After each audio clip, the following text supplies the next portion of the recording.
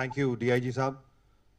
यहाँ उपस्थित सभी पत्रकार बंधुओं का, छायाकार बंधुओं का मैं हार्दिक स्वागत और अभिनंदन करता हूं।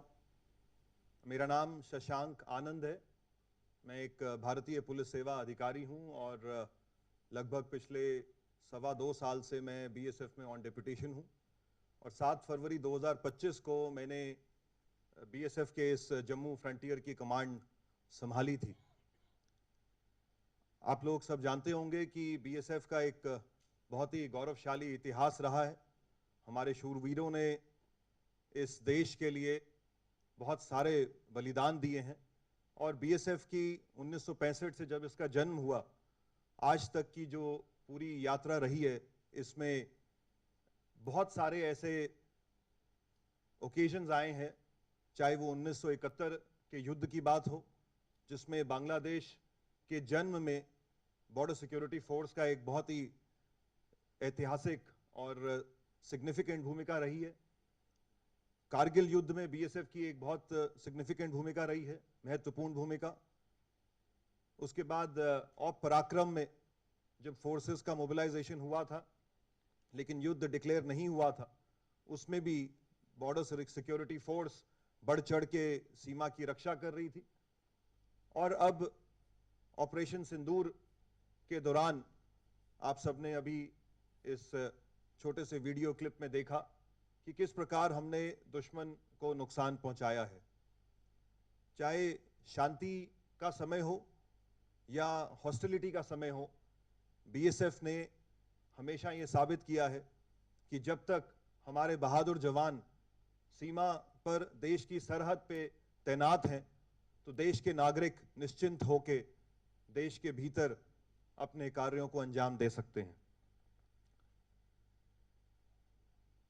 जब 22 अप्रैल को पहलगाम में वो दर्दनाक मैसेकर आतंकवादियों के द्वारा पर्यटकों के ऊपर करा गया, तो उसके बाद से सभी को इस बात की अपेक्षा थी कि पाकिस्तान में स्थित आतंकवादी संगठनों के ऊपर भारत के द्वारा स्ट्राइक्स की जाएंगी। तो स्ट्राइक्स वर इमिनेंट और स्ट्राइक्स होते ही ये भी इस बात की भी आशंका थी कि पाकिस्तान के द्वारा रिटेलिएशन भी करा जाएगा। तो 22 अप्रैल के बाद से तुरंत बाद से ही इस जम्मू के संवेदनशील क्षेत्र में, जिसमें बीएसएफ की डिप्लॉयमेंट पुंछ में भी है, राजौरी में भी है, लाइन ऑफ कंट्रोल में हम भारतीय सेना के साथ कंधे से कंधा मिला के सीमा की रक्षा वहां पे भी कर रहे हैं और उसके साथ साथ जम्मू, कठुआ, सांभा के भी क्षेत्र में हम अंतर्राष्ट्रीय सीमा पे प्रथम पंक्ति के तौर पे बैठे हुए हैं। तो ऐसे परिस्थिति में हमने तैयारी शुरू कर दी कि अगर पाकिस्तान की तरफ से अनप्रोवोक्ड फायरिंग की जाती है बॉर्डर के ऊपर तो बीएसएफ उसका किस प्रकार मुंह तोड़ जवाब देगी। जब यह घटना घटी 22 अप्रैल को और उसके बाद से हमने बॉर्डर पे जब अपनी निगरानी को और ज्यादा मजबूत किया तो यह देखने को आया कि पाकिस्तान रेंजर्स, जो कि हमारे काउंटर पार्ट हैं सीमा के उस पार, उन्होंने अपनी फॉरवर्ड पोस्ट में आना छोड़ दिया था। उन्होंने सीमा के नजदीक आना, अपनी एक्टिविटीज को सस्पेंड कर दिया था और वो उनकी जो मूवमेंट है वो सारी की सारी उनकी बॉर्डर आउटपोस्ट तक ही सीमित हो गई थी, जो कि सीमा से थोड़ी सी दूरी पे है। लेकिन बीएसएफ की जो डोमिनेशन स्ट्रेटेजी थी वो बहुत एग्रेसिव थी। आप सब जानते हैं कि हमारी सीमा पे सीमा चौकियां हैं जिनको हम बॉर्डर आउटपोस्ट कहते हैं, जहां पे हमारे जवान दिन रात रह के सीमा की निगरानी करते हैं।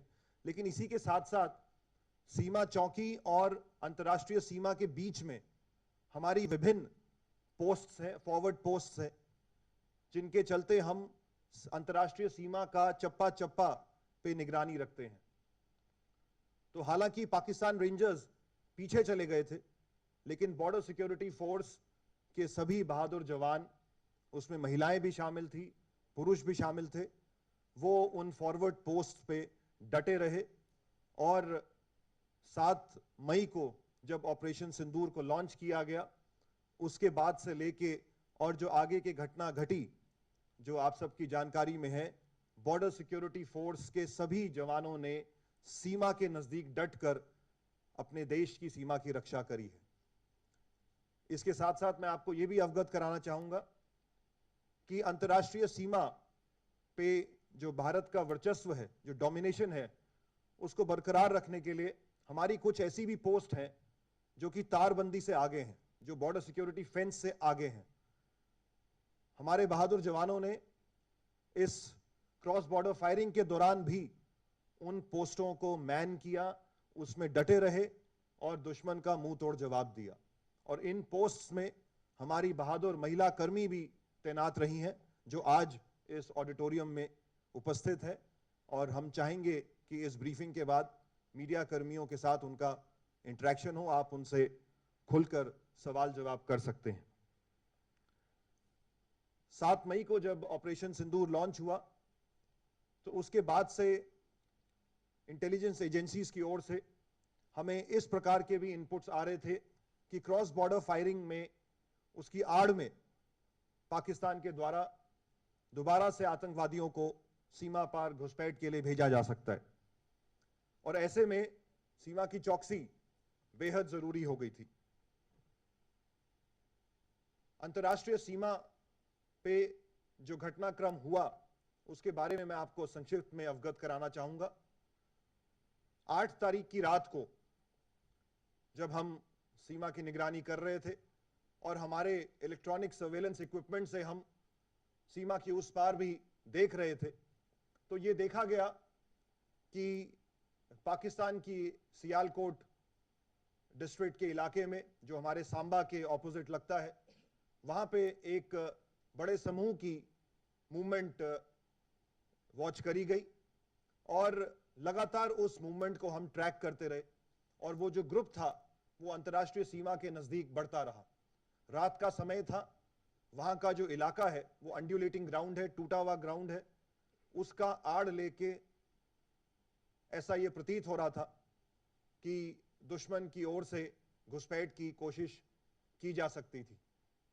बीएसएफ ने ये फैसला लिया कि जब तक ये समूह हमारी निगरानी में है, हम उनको अंतर्राष्ट्रीय सीमा को पार ना करने दें।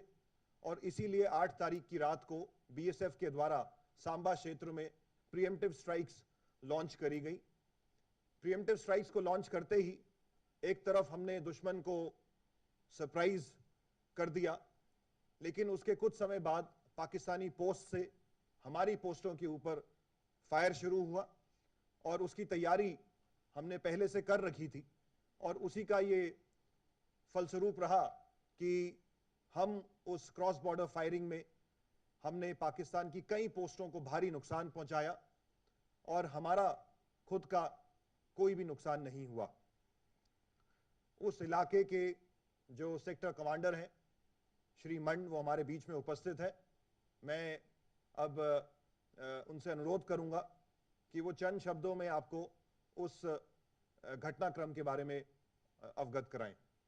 डीआईजी इंद्रेश्वर नगर। धन्यवाद श्रीमान। 8 तारीख की रात को जैसे आईजी साहब ने बताया, अभी काफ़ी इनपुट्स हमारे पास थे। अभी भारी जमावड़ा जो उग्रवादियों का सियालकोट एरिया में जो इनके लॉन्च पैड्स हैं वहाँ पे है। तो हमने 10 बजे के आसपास हमारा जो सर्वेलेंस डेट्स हैं उन्होंने इनका मूवमेंट को डिटेक्ट किया एडवांस में, और कोई 40-50 के आसपास का मूवमेंट ये था जो बॉर्डर की तरफ बढ़ रहा था। तो उस समय अंदेशा, एप्रिसिएशन यही था भी या तो ये इन्फिल्ट्रेशन करेंगे या हमारे फॉरवर्ड जो बंकर्स हैं उनका नुकसान पहुंचाने की ये कोशिश करेंगे। तो इस पर कॉल लिया गया, तो प्रीएम्प्टिव हमने उनको स्ट्राइक किया, जिससे भारी नुकसान उनको हुआ। उनका मूवमेंट जो है स्कटल हुआ उस एरिया में। एंड जैसे हमने पहले से एक्सपेक्ट किया था, तो उनके कुछ पोस्टों ने बीएसएफ की बीओपीज पर काफ़ी हैवी फायरिंग उन्होंने शुरू कर दिया, जिसका रिटेलिएशन माकूल तरीके से दिया गया। वो ऑलरेडी प्लान था कौन सी पोस्ट में किस वेपन से हमने उसको साइलेंट करना है। It was already planned and बहुत अच्छा जवानों ने जो है उनका मुकाबला किया। मॉर्टर डेट्स का जो फायर बहुत स्किलफुल और बहुत स्टीक फायर था, जिसके कारण वो पोस्टों से भागते भी दिखाई गए, जैसे आपने वीडियो में देखा है। अपने पोस्ट छोड़ छोड़ कर भागने लग गए और जो मूवमेंट पूरा उनका स्कटल हुआ और जो इनपुट्स हैं काफ़ी उनके लोग हताहत हुए उस इलाके में, टेररिस्ट भी और उनके सपोर्टर्स भी और कुछ आर्मी और रेंजर्स भी। So that is all about that and rest is history. We have already briefed you on site about that. तो 8 तारीख की रात को जब ये घटनाक्रम को हमने अंजाम दिया, उसके बाद से दुश्मन के हौसले उस इलाके में पस्त हुए। अगले दिन 9 तारीख को पाकिस्तान के द्वारा सांबा का इलाका छोड़कर जम्मू के उत्तरी इलाके में, जो अखनूर के नजदीक पड़ता है, वहां पे अंतर्राष्ट्रीय सीमा पर अनप्रोवोक्ड क्रॉस बॉर्डर फायरिंग को शुरू किया गया और उसकी तैयारी बॉर्डर सिक्योरिटी फोर्स ने पहले से कर रखी थी। और 9 और 10 को भारी बमबारी बीएसएफ के द्वारा पाकिस्तान के बॉर्डर बेल्ट पे करी गई। इस दौरान हमने ये प्लानिंग कर रखी थी कि मौका मिलेगा तो अंतर्राष्ट्रीय सीमा के नजदीक जो आतंकवादी लॉन्च पैड्स हैं उन पे भी बीएसएफ के द्वारा हमला किया जाएगा। और इसी घटनाक्रम में 9 और 10 की रात को बीएसएफ के द्वारा लश्कर तौयबा के एक लॉन्च पैड जो कि पाकिस्तान में स्थित है, जिसका नाम लूनी है, जो महज अंतर्राष्ट्रीय सीमा से 3 किलोमीटर के फासले पे है, उस पे बीएसएफ के द्वारा एक सुनियोजित योजना के तहत हमला किया गया। और इस घटनाक्रम के बारे में आपको और संक्षिप्त तौर पे अवगत कराने के लिए मैं अब अनुरोध करूंगा डीआईजी सेक्टर सुंदरमणि श्री वीरेंद्र दत्ता से कि वो आपको इस घटनाक्रम के बारे में बताएं। धन्यवाद सर। जैसा कि सर ने बताया कि 8 तारीख को जो इंसिडेंट हुआ था उसके बाद उन्होंने अपना मूवमेंट हमारी तरफ बढ़ा दिया था। इसी संदर्भ में हमारे पास एक इंफॉर्मेशन आई थी जहाँ पे कि बताया गया था कि 18 से 20 मिलिटेंट का लूनी में होने का न्यूज़ है और वो उनका एक्सपेक्टेड ये था कि वो जो है क्रॉस बॉर्डर फायर का फ़ायदा उठाते हुए वो इन्फिल्ट्रेट करेंगे सो दैट बाद में जाके हिंटरलैंड के अंदर ये हमारी आर्म फोर्सेस के या हमारे कैंपसेस को ये टारगेट कर सकें। सो ऑलरेडी लूनी हम लोगों ने टारगेट कर रखा था, तो इमीडिएटली आईजी सर से गाइडेंस और डायरेक्शन के तहत ये पूरा प्लान किया गया, जहाँ पे कि हमने मोटर पोजीशंस को सेलेक्ट किया बिकॉज इसमें हमने सरप्राइज एलिमेंट को मेंटेन करने का प्रयास किया। तो इसमें हमने एक नहीं कम से कम 4 मोटर पोजीशंस अलग अलग डायरेक्शन से किया सो दैट एक पूरा का पूरा कंफ्यूजन मेंटेन रहे। एट द सेम टाइम हमने जो है साइमल्टेनियसली जो है फायर असॉल्ट प्लान किया ताकि जो है हम बाकी जो पोस्टें हैं उनको भी एंगेज कर सकें ताकि वो किसी भी तरीके की मदद या हमारे ऊपर काउंटर अटैक ना कर सकें। तो एक बहुत ही कोऑर्डिनेटेड वेल प्लान ऑपरेशन था जहाँ पे कि हमने 2 फेजेस में उसको किया ताकि हम मैक्सिमम जो है उस पर कैजुअलिटी इन्फ्लिक्ट कर सकें एंड वो हम अचीव भी कर पाए। एंड लूनी पूरी तरीके से डिस्ट्रॉय भी हुआ और उनको काफ़ी कैजुअलिटी का सामना करना पड़ा। ना सिर्फ उनको बनस्पत की जो डाइवर्जनरी टैक्टिक्स के तहत हमने उनकी बीओपीज को एंगेज किया, उसके अंदर भी उनकी काफ़ी पोस्टें जो पूर्णतः क्षतिग्रस्त हुई and it was a successful operation. Thank you DIG साहब। इसी के साथ साथ 9 और 10 की रात को जब आरसपुरा सेक्टर के इलाके में भी फायरिंग चल रही थी, जिसमें दोनों ही तरफ से पिच्ड बैटल्स लड़ी जा रही थी, तो बीएसएफ डटी रही और उस इलाके में भी एक पाकिस्तानी लॉन्च पैड मस्तपुर के बारे में हमें 7 मई से पहले कुछ इनपुट्स आए थे, तो बीएसएफ के द्वारा उस लॉन्च पैड को भी टारगेट किया गया और उस इलाके में जो हमारी कई बटालियंस के ऊपर फायर आया और किस प्रकार हमने पाकिस्तानी बॉर्डर एसेट्स को नुकसान पहुंचाया, उसके बारे में बताने के लिए मैं अनुरोध करूंगा DIG sector headquarter Jammu Shri Chitrapal से कि वो आप सबको ब्रीफ करें। जैसा कि आईजी सर ने बताया है कि 9 तारीख की शाम को मेरे जो सेक्टर आरएसपुरा में काउंटर पार्ट की तरफ से बहुत ही मतलब टारगेट किया गया पोस्टों को। तो उसमें तकरीबन 9:15 बजे हमारी एक पोस्ट काउंटर पार्ट ने फायर शुरू कर दिया। पहले उन्होंने फ्लैट ट्रेजेक्ट्री वेपन से फायर किया, उसके बाद उन्होंने मोटर से फायर किया और पिन पॉइंट वो हमारी पोस्टों को निशाना बना रहे थे। साथ में वो हमारे गाँव को भी निशाना बना रहे थे, जिसमें एक इंटरसेप्शन में ये सुनने में आया कि वो बोल रहे थे कि अब्दुलिया को हिट करो, अब्दुलिया को हिट करो, क्योंकि ये अपना रेजिडेंशियल पूरा एरिया है और उसको हिट कर रहे थे।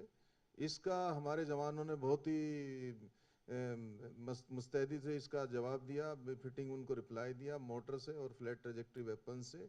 सुबह 4:30 बजे करीब फायर थोड़ी सी उस समय कम हो गई थी और उस समय ड्रोन की एक्टिविटी उन्होंने बढ़ा दी और ड्रोन की जैसे एक्टिविटी बढ़ाई, फिर उन्होंने अकस्मात 5:15 बजे करीब दोबारा से उन्होंने सभी पोस्टों पे दोबारा फायर किया और हमारी एक बीओपी ने जो पोस्ट से थी हमारी मोटर पोजीशन, उन्होंने मस्तपुर जो काउंटर पार्ट के एरिया में एक लॉन्च पैड था उसको पूरी तरीके से उसको तबाह किया। और बार बार ये उसकी खबरें आ रही थी कि ये लॉन्च पैड है, इससे वो अपने मिलिटेंटों को हमारे एरिया में भेजने की उससे कोशिश करता है। तो उसको हमने बिल्कुल तबाह किया और उनकी पोस्टों को हमने टारगेट किया और उसमें उनकी पोस्टों के बंकर्स थे, उसके कम्युनिकेशन टावर्स, जिससे वो हमारे ऊपर निगरानी रख के और पिन पॉइंट फायर गिरा रहे थे, उनको हमने तबाह किया। और फायरिंग के दौरान देखा गया कि उनके जवान जो है पोस्टों से पीछे जा रहे थे दौड़ के और इंटरसेप्शन से लग रहा था कि उनको भारी इसमें फायरिंग में नुकसान हो रहा है।